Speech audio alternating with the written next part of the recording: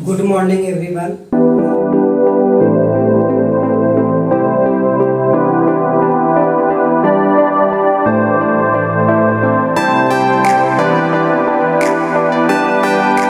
मैं आप लोग को नोमेनक्लेचर का पार्ट बताने जा रहा हूँ। नोमेनक्लेचर का पार्ट में मैं बताऊंगा अल्केन्स का नेमिंग कैसे करते हैं। देखिए, उसके नेमिंग करने के लिए सबसे पहले हमारा उसको फार्मूला जानना होगा, कंपाउंड के बारे में जानना होगा और सारी चीज़ों के बारे में जानने के लिए IUPAC नेम जानना होगा। चलिए हम आपको धीरे धीरे जीरो से आगे की ओर बढ़ते हैं। देखिए, टॉपिक का नेम है नोमेनक्लेचर और चैप्टर नेम है हमारा नोमेनक्लेचर ऑफ ऑर्गेनिक कंपाउंड। देखिए, हम लिखते हैं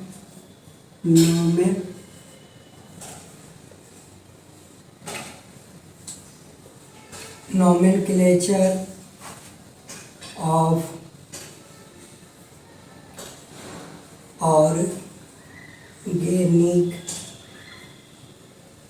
compound.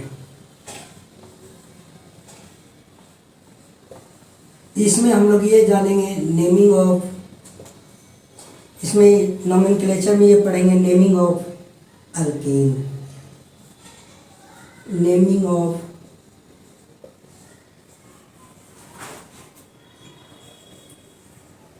Alkane.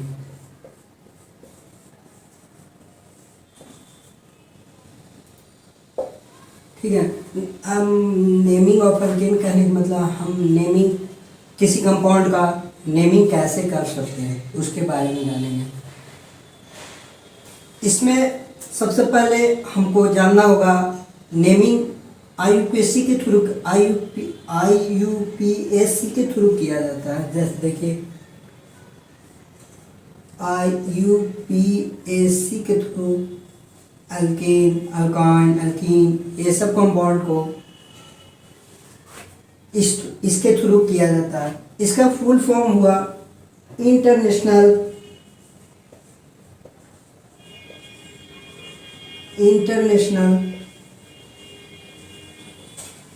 Pure international union pure and applied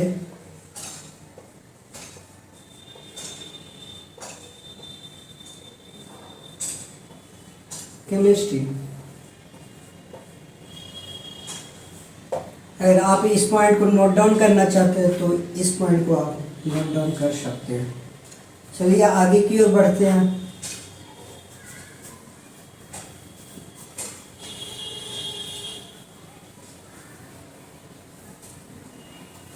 सबसे छोटा सा एक क्लू है अल्केन का फॉर्मूला। अल्केन का फॉर्मूला हमारा होता है CnH2n+2।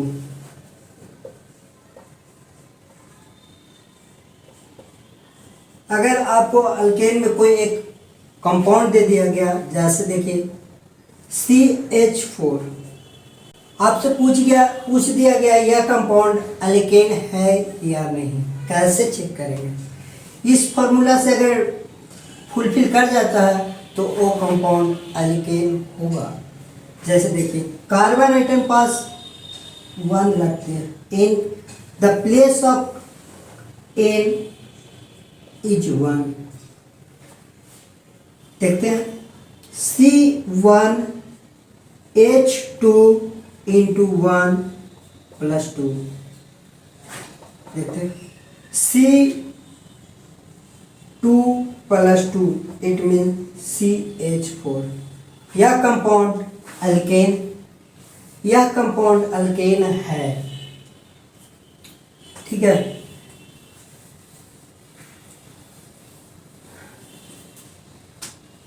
अब देखना होगा कि कार्बन एटम पास हमारा कितना हाइड्रोजन एटम होता है। हाइड्रोजन एटम कितना होता है वो देखना होगा। देखते हैं कार्बन के पास हमारा हाइड्रोजन एटम कितना होता है। देखिए कार्बन के पास हमेशा हाइड्रोजन एटम 4 होता है। छोटा सा क्लू है, जो कि ये हमेशा सिग्मा बॉन्ड बनाता है। अगर सिंगल बॉन्ड में हो तो हमेशा सिग्मा बॉन्ड बनाएगा, डबल बॉन्ड में हो तो हमेशा सिग्मा पाई, ट्रिपल बॉन्ड में हो सिग्मा सिग्मा पाई सिग्मा बनाता है। तो ये दोनों तो हम लोग बाद में पढ़ेंगे, जो कि ये चैप्टर है हमारा अल्कीन का और ये है अल्काइन का। इसको हम लोग बाद में धीरे धीरे नेमिंग करेंगे, तो उसके बाद हम लोग बताएंगे।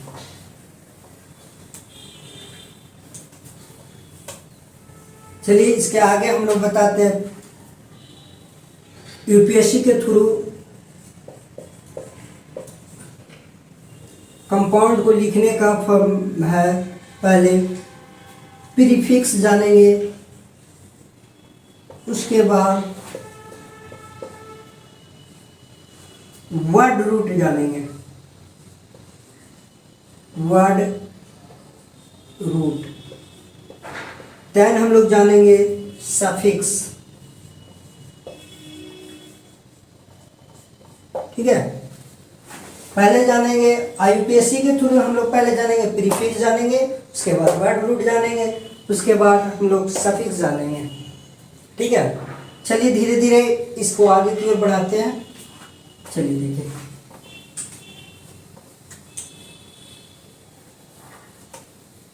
सफिक्स है क्या। पहले प्रीफिक्स जानेंगे ना, सफिक्स नहीं, पहले प्रीफिक्स जानते हैं। प्रीफिक्स है क्या। प्रीफिक्स में सबसे पहले हमें जानना होगा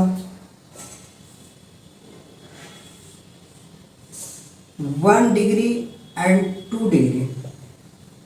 1 डिग्री एंड 2 डिग्री ये जानना होगा सबसे पहले हमें। 2 डिग्री में हमें आ जाएगा साइक्लो आ जाएगा, बाईसाइक्लो आ जाएगा,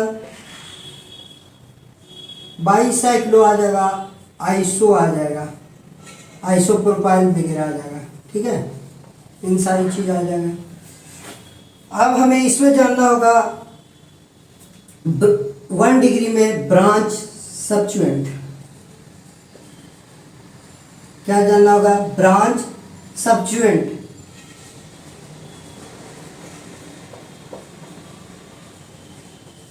इसको भी नोट डाउन करना चाहते हैं तो कर सकते हैं आपसे।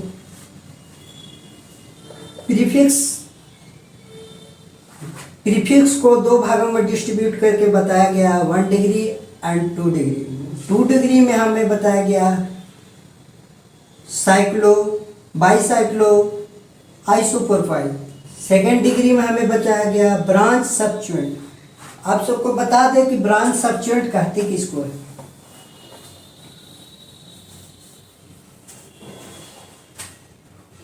जैसे कोई भी कार्बन एटम ऐसे है, कार्बन है, कार्बन है, कार्बन है, कार्बन है, कार्बन है, इससे जो भी मॉलिक्यूल अगर कंपाउंड जैसे ये लगा हुआ, ये लगा हुआ, ये लगा हुआ, तो जो ये है ना, ये जो है ना और ये जो है ना, इसी को हम लोग ब्रांच सब्स्टिट्यूएंट कहते हैं। क्या कहते हैं, ब्रांच सब्स्टिट्यूएंट। ठीक है ना, इसी को हम लोग ब्रांच सब्स्टिट्यूएंट कहते हैं। चलिए आगे की ओर को पढ़ते हैं रूट वर्ड। और जो हम लोग सबसे बताएं आपको कि बाईसाइक्लो 1 डिग्री में बताएं, बाईसाइक्लो, साइक्लो बताएं, बाईसाइक्लो बताएं और आइसोप्रोपाइल, ये सब जो है हमारा सब्स्टिट्यूएंट है। क्या है, ये सब हमारा सब्स्टिट्यूएंट है। ठीक है, ये सब जो हमारा है वो क्या है, सब्स्टिट्यूएंट है। चलिए आगे धीरे धीरे आगे की ओर बढ़ते हैं। रूट वर्ड, इसी कंपाउंड में आईयूपीएसी के नेमिंग के समय एक आता है प्रीफिक्स, दूसरे आता है सफिक्स, तीसरे आता है रूट वर्ड। या तो ऐसे बोल सकते हैं, पहला आ गया प्रीफिक्स, दूसरा आ गया हमारा रूट वर्ड, तीसरा आ गया सफिक्स। तो रूट वर्ड की ओर बढ़ते हैं आगे। रूट वर्ड, चलिए धीरे धीरे हम लोग आगे की ओर बढ़ते जाते हैं। रूट वर्ड, आगे रूट वर्ड होता क्या क्या है क्वेश्चन देखते हैं। Number of carbon in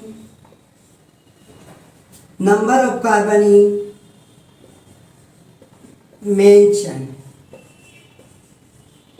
root word के मतलब यही हुआ कि number of carbon in main chain, मतलब कि चैन में ही होना चाहिए। चैन किसको, मेन चैन किसको कहते हैं, देखते हैं। मेन चैन, हम लोग मेन चैन आखिर किसको कह सकते हैं। मेन चैन उसी को कह सकते हैं, जैसे देखिए कार्बन है, कार्बन है, कार्बन है, कार्बन है, कार्बन है, कार्बन है। इसमें सपोज कीजिए इस तरह से हमारा कंपाउंड लगा हुआ है, ठीक है, ठीक है। इस तरह से हमारा कोई ये लगा हुआ सब्स्टिट्यूएंट के साथ लगा हुआ, तो कार्बन का मेन चैन कौन हो सकता है। तो देखिए कंपाउंड का कंपाउंडिंग नेम करते हैं सबसे पहले। तो नेमिंग करने से पहले देखते हैं, कार्बन एक है यहाँ पे, चलिए दो है, तीन है, चार है, पाँच है, छः है और एक सात है। इधर भी जाते हैं तो सात होगा। चलिए यहाँ से नेमिंग करने के बाद यहाँ से नेमिंग कर देते हैं हम। एक है, दो है, तीन है कार्बन, चार कार्बन है, पाँच कार्बन है, छः कार्बन और सात कार्बन है, ठीक है। इसको बता रहे तो मतलब कि लॉन्गेस्ट चैन कौन हो जाएगा, तो लॉन्गेस्ट चैन हमारा ये हो जाएगा। लॉन्गेस्ट चैन सिलेक्ट करने के लिए ये हो जाएगा। तो कार्बन इन मेन चैन जो होगा ये हमारा यही जो बना, जो हमारा मेन चैन हुआ।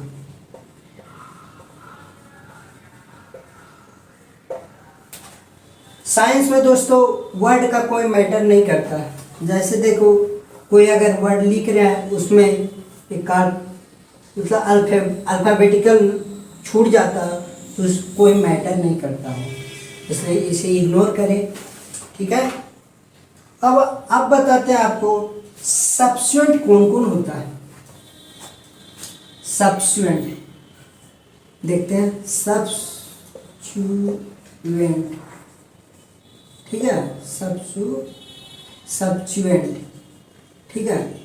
सब्स्टिट्यूएंट ग्रुप कौन कौन होता है, या तो आप बोल सकते हैं ग्रुप ऑफ सब्स्टिट्यूएंट कौन कौन होता है।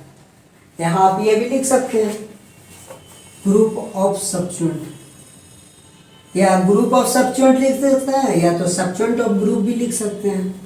चलिए हम लिख देते हैं सब्स्टिट्यूएंट ऑफ ग्रुप, ठीक है। सब्स्टिट्यूएंट ऑफ ग्रुप बताते हैं नेम, इसमें क्या कौन कौन सब्स्टिट्यूएंट ऑफ ग्रुप आता है, ठीक है। तो हम बताते हैं NO2 जिसका नेम होगा नाइट्रो, ठीक है। NO2 इसका नाम होगा नाइट्रो। दूसरा हमारा होगा X ग्रुप, इसका कहने का मतलब हाइड्रोजन ग्रुप।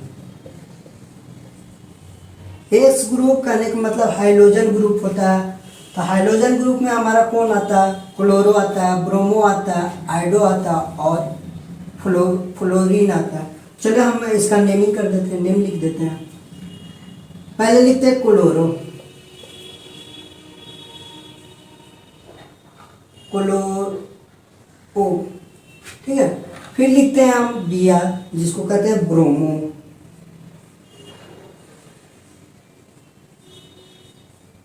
ठीक है।